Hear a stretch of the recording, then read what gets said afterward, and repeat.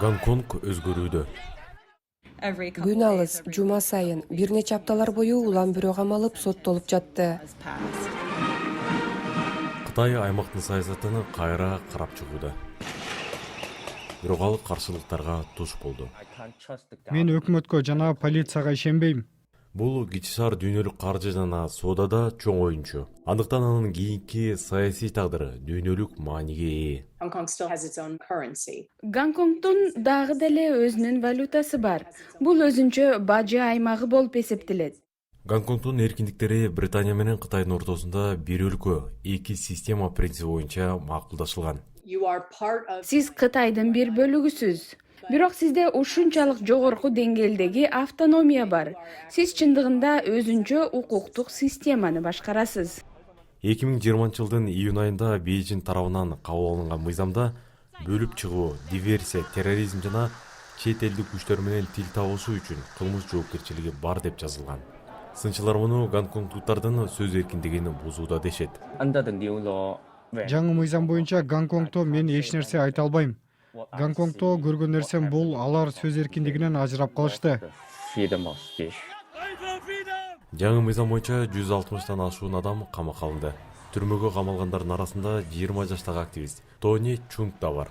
Демократияны жактаган Apple Daily маалымат каражаты жабылды. Ал эл аралык амнистия уюму мындан ары Apple Daily Гонконгдо иштей албай турганын билдирди.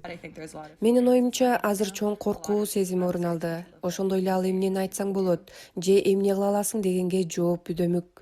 Коопсуздуктан тышкары Бейжин парламенттеги эрежелерди дагы өзгөртүп жатат.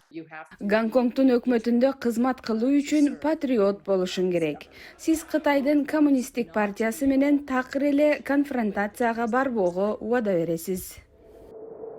2016 жылдан бери эл сайлаган депутаттардын үлүшү азайды. Анын башкы максаты дагы эле Бейжин тарабынан дайындалчу аткаруу бийлиги эми тил алчак жана дайым колдой турган мыйзам чыгаруу кеңешине ээ болуу. Кытай жаңы мыйзамдар менен гонконгдуктардын укуктары сакталып, туруктуулук калууна келээрин айтып жатат.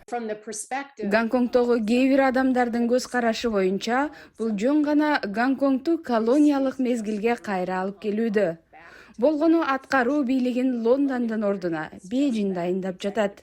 Гонконгдун калкты каттоо жана статистика департаменти 2020 жылдын августтан баштап шаардан 89 миңден ашуун адам кеткенин билдирди. Гонконгдон кеткенибизге капа болдук. Бул жаңы жашоо, жаңы жер. Келечекке карай умтулушубуз керек. Учурда өтө чоң жоготуу сезими бар. Бирок гонконгдуктар ар дайым абдан чыгармачыл болушкан. Менин оюмча адамдар Гонконг үчүн жасап жаткан көп иштерге болгон күчүн жумшоодо. Менимче бул келечекке чоң үмүт жаратат.